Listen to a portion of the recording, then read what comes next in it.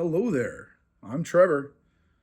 And in this episode of Somewhere in the Middle, we have some news to talk about at Disneyland. That's right, Disneyland just broke news that Galaxy's Edge, here on the West Coast, some changes are coming. So continue watching as I break down for you some of the changes that are coming. Let's go.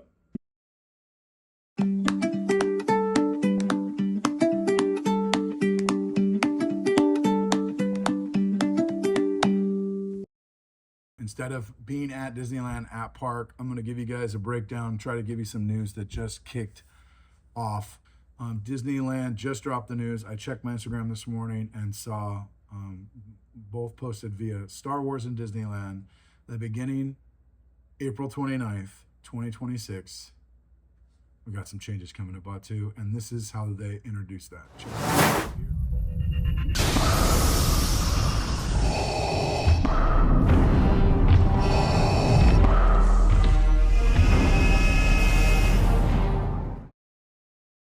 So this is pretty cool.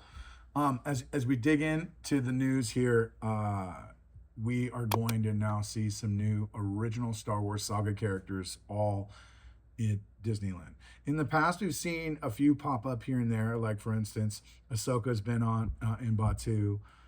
We've seen Luke, right?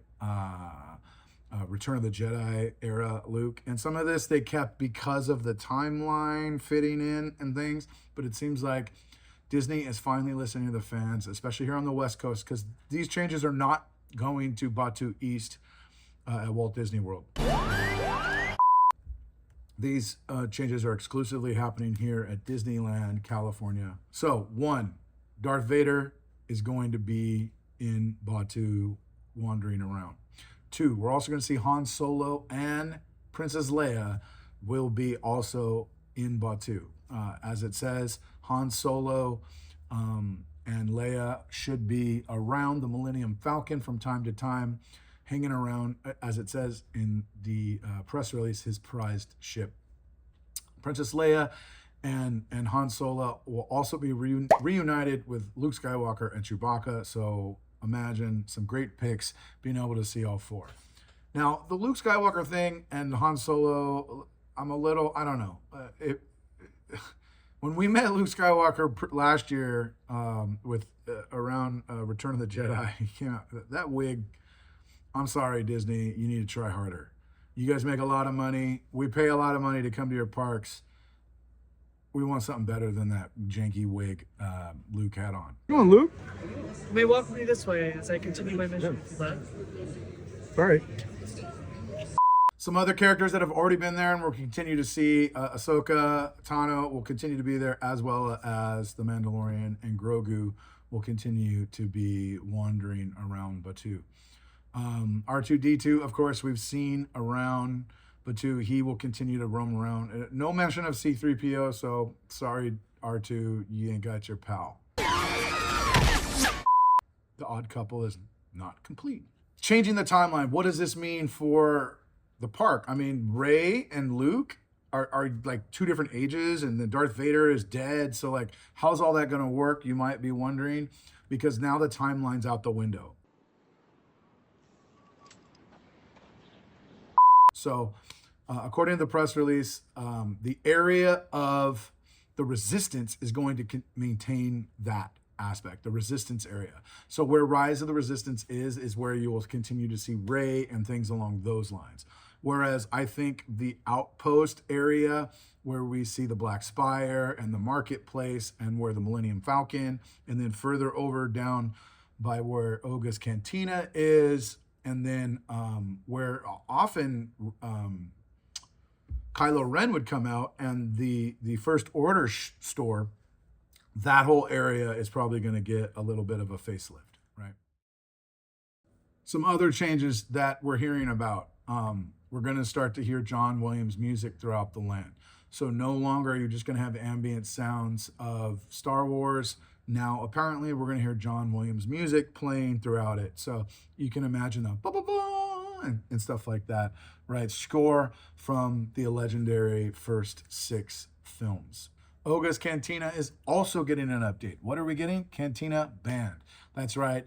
The music from the Cantina band that we're used to hearing, I guess we're going to hear that as well in the Cantina. The shops, the next thing, embellishment to local shops. Batu's history represents new storylines, and we will see some new buildings and shops throughout the land, it says.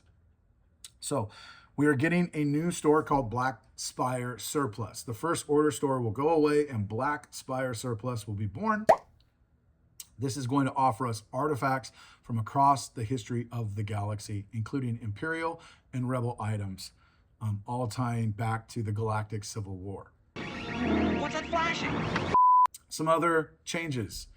The Mubo family will operate Droid Depot.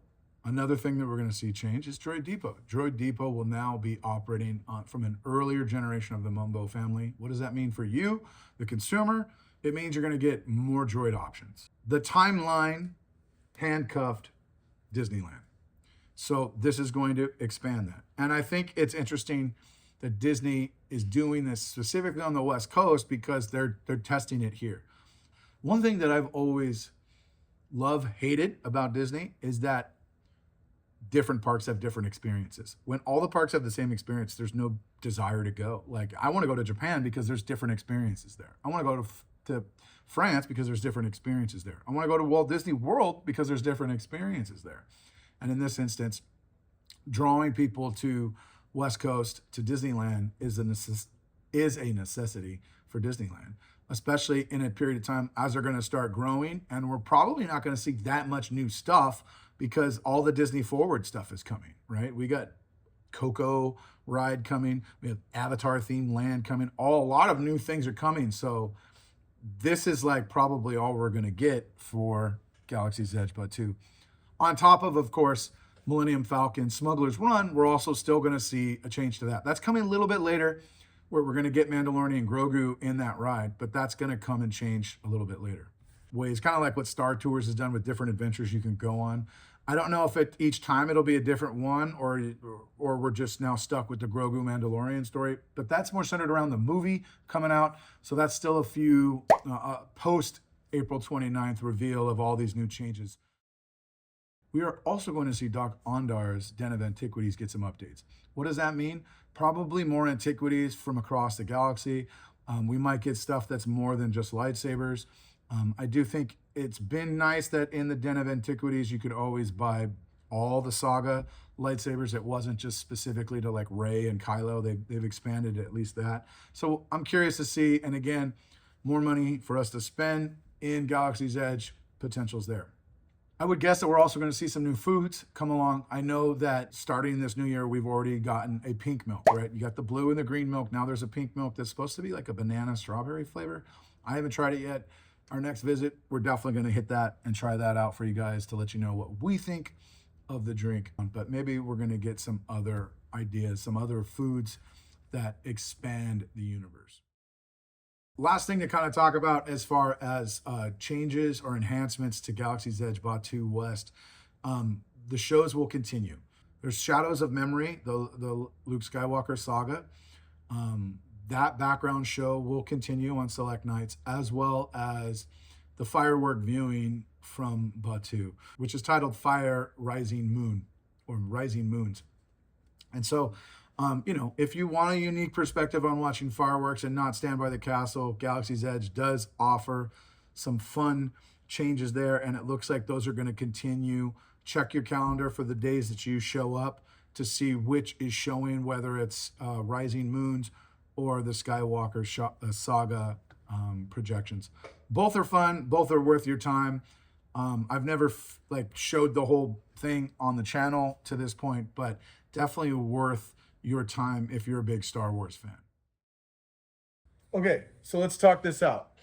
Disneyland's made some major changes to Galaxy's Edge, or is making some major changes coming April 29th to Galaxy's Edge. Disney's catering to the fans in this sense. I know that fans, since Batuu opened, have said, we want original timeline. We want original trilogy. We want those characters there in that space. And Disney's given it to us. I think that's a good thing. I don't think that they need to restrict themselves to a timeline. I think it worked for the time that it was. And I enjoy the immersion of it, but I also get that people want to just see their favorite characters in it. Just over Christmas break, Jess and I and our daughter were at Disneyland, and I saw the Aristocats at Disneyland doing a dance show for kids with Stitch. I've never seen the Aristocrats in Disneyland. I would love to see that kind of stuff more often. I haven't seen Baloo in years or years or years. I don't want to go to an after dark event to have to see some of these characters that don't make their way out.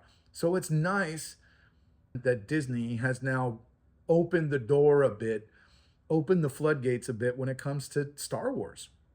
That land, I mean, let's be real. That land has 2 rides and a couple food experiences, right?